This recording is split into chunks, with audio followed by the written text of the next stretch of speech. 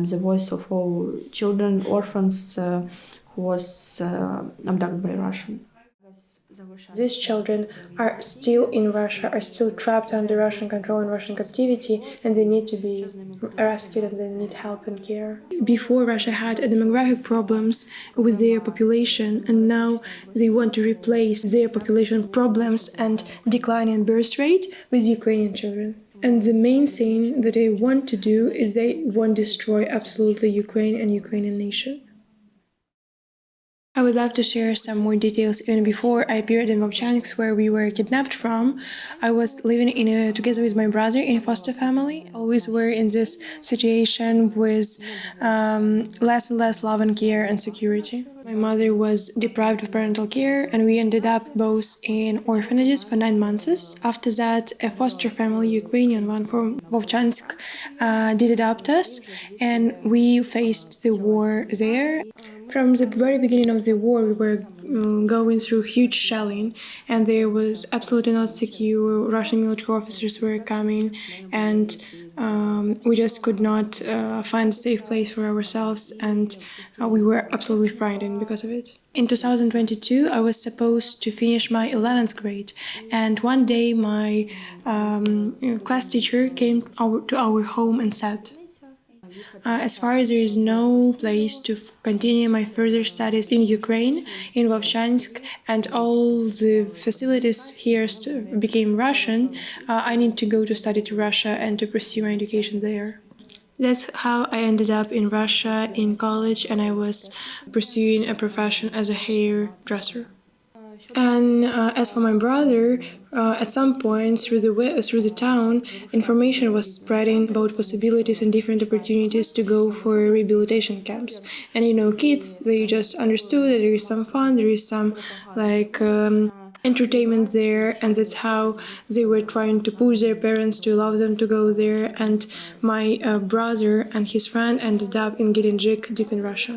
After 3 months of my studies in college, I was kicked out of the dormitory because I did not accept Russian citizenship. I was living from December for some months in a house of my just old friend, and my brother ended up in a Russian foster family. It was a pro-Russian family living with us nearby Vovchansk, which emigrated to Russia because they were supporting the regime. At first, from the very first days of my brother being in a summer camp, I did have a contact with him, I was calling him, I was communicating with him. Around in the winter, I already felt very, very bad in Russia, and I wanted to come back to Ukraine, but the only reason I could not do it just right now because I understood that I need to take back my brother. And I contacted him and told whether he wanted to come back with me to Ukraine, and he told yes. I contacted social services, I told all the story, I told that my brother is in a foster family and we want to be back to Ukraine. After that, Say Ukraine team called me, and from the very first day they were absolutely every day in contact with me, surrounded me on our way, telling me instructions, telling what obstacles I may face, and supporting me in that.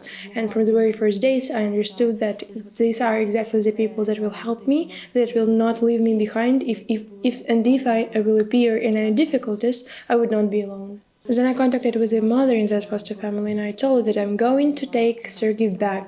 She gave me a contact of Russian social services to deal with that. When I was already having all my documents in hand to come back to Ukraine to take my brother, I informed about this foster family, and then they cut off all the contact with my brother. I found the Russian social service. I was showing them that all the documents are properly prepared, and I have this all in my hands, and they were constantly repeating that if Sergei does not give his consent to come back to Ukraine, they will not allow. It was very hard to make him come with me because I felt so much that they were telling and indoctrinating him against me and against the country so hugely, and he believed it because it's an 11-year-old brother.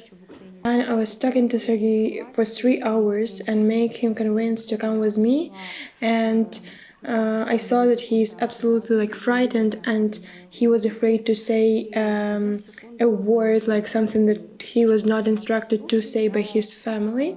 And finally, I did go and made up a small manipulation to him. I told that, okay, you don't want to come back to Ukraine like forever. Maybe we'll go just for 1 month.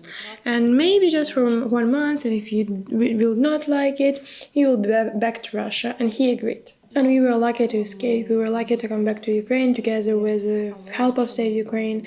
And I can only imagine what would happen with my brother if he would stay in a Russian foster family, because I clearly saw that they are planning to first adopt him officially, second to make him Russian citizen, and finally we could clearly see how he would be indoctrinated towards conscription into Russian army and serving on a Russian side in battlefield.